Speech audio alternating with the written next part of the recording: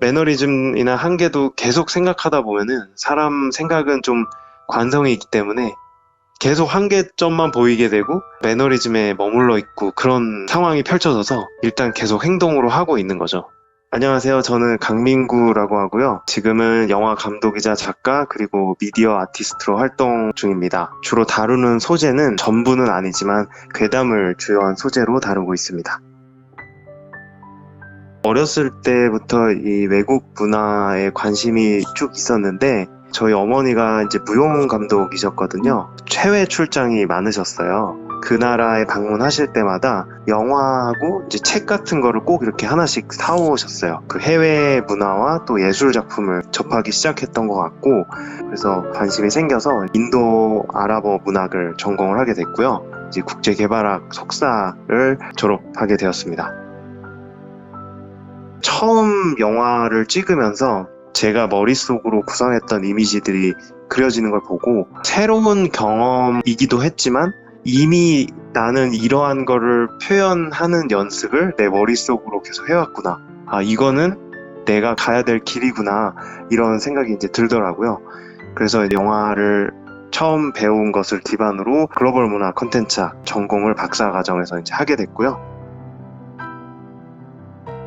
제가 처음부터 만약에 예술을 했더라면 제가 했던 경험들이 다 없어지는 거잖아요. 사실 그 당시에는 내가 이거를 조금 더 먼저 시작을 했더라면 좀 더 좋은 작품을 만들 수 있지 않았을까라는 생각은 그때는 했었는데 지금에 와서 보면은 사실 제가 전혀 관계가 없던 일처럼 보이는 일일지라도 그때의 어떤 경험과 지식과 이런 것들이 다 쌓였기 때문에 더 풍부하고 창의적인 아이디어가 나올 수가 있었던 거라고 생각이 됩니다. 제가 표현에 대한 욕구가 굉장히 강한 사람인 것 같더라고요. 그리고 무엇보다 저에게 결핍이 자꾸 느껴지더라고요. 통역을 하다 보니까 다른 사람이 만들어낸 어떤 콘텐츠를 번역하는 것에 멈추고 싶지 않았던 것 같아요. 나도 나만의 뭔가 콘텐츠를 만들어 보고 싶다라는 마음이 예술을 하는 아티스트로 넘어가게 된 가장 큰 계기였던 것 같고, 예술 활동을 시작하면서 제가 주관적으로 느끼는 어떤 단점, 느껴지는 결핍을 채우려고 다른 매체를 또 시도해봤던 것 같아요. 예를 들어 영화 같은 경우는 이제 촬영장에서 세트장을 만들고 배우가 연기를 하고 이제 카메라로 담고 그걸 다 해체시키는 게 너무 아쉽더라고요. 그래서 그 스크린 안에만 존재하는 것을 좀 밖으로 꺼내보고 싶다. 그래서 이제 전시도 하게 되고 그 과정에서 무시되어질 수 있는 그런 텍스트들도 집중해보고 싶다라고 해서 이제 글을 또 쓰게 됐고, 그러니까 이런 식으로 한 매체를 하면서 자꾸 느껴지는 결핍을 다른 매체로 이렇게 채워 나갔던 것 같습니다.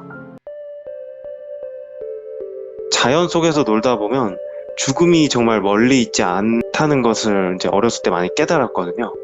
해질녘에 혼자 이제 숲속에서 강을 이렇게 바라보고 있으면 그 물속에 뭔가 숨어 있는 것 같기도 하고 숲속에서 뭔가 나올 것 같기도 하고, 근데 굉장히 노을 지는 풍경이 아름답게 느껴지고, 이렇게 아름다움과 두려움이 일단은 공존했던 공간이었던 것 같고, 어떤 이런 것들이 괴담이라는 어떤 그런 장르에 관심이 있게 생기게 된 계기가 아니었나 생각이 듭니다.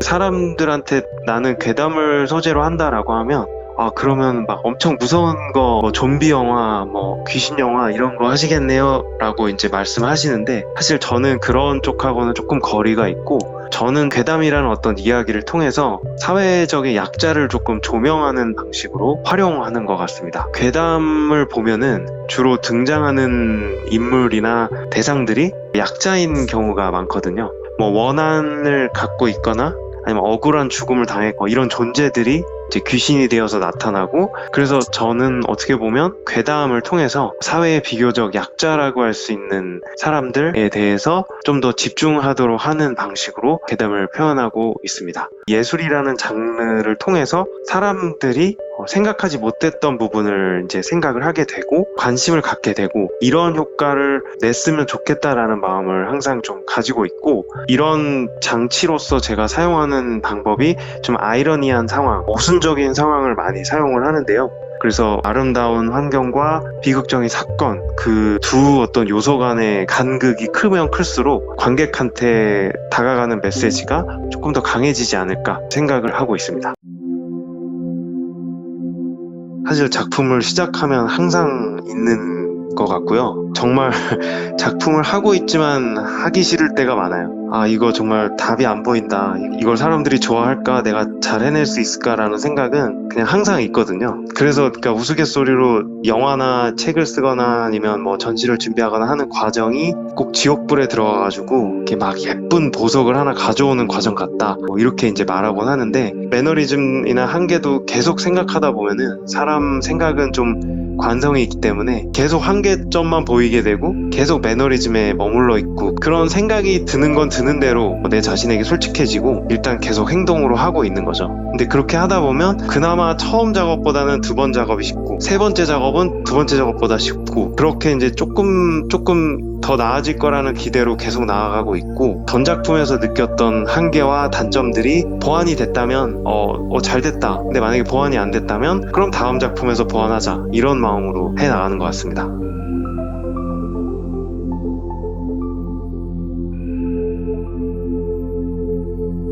저도 사실 다양한 매체를 처음부터 해야겠다라고 했던 건 아니고요. 그냥 하다 보니까 계속 하고 싶은 게 생겨서 이렇게 하고 있는 제 모습을 발견한 경우거든요. 그래서 저 스스로에게도 계속 이제 주문처럼 외우는 것은 그냥 하자라는 말입니다. 뭔가 이 주변에 보면은 저도 그럴 때가 있었고, 뭔가 시작하기 전에 있지도 않은 걱정을 하고 벌어지지 않은 일들에 대한 어떤 공포와 걱정 때문에 시작도 못하고 시간을 버리고 있던 경우가 꽤나 있더라고요.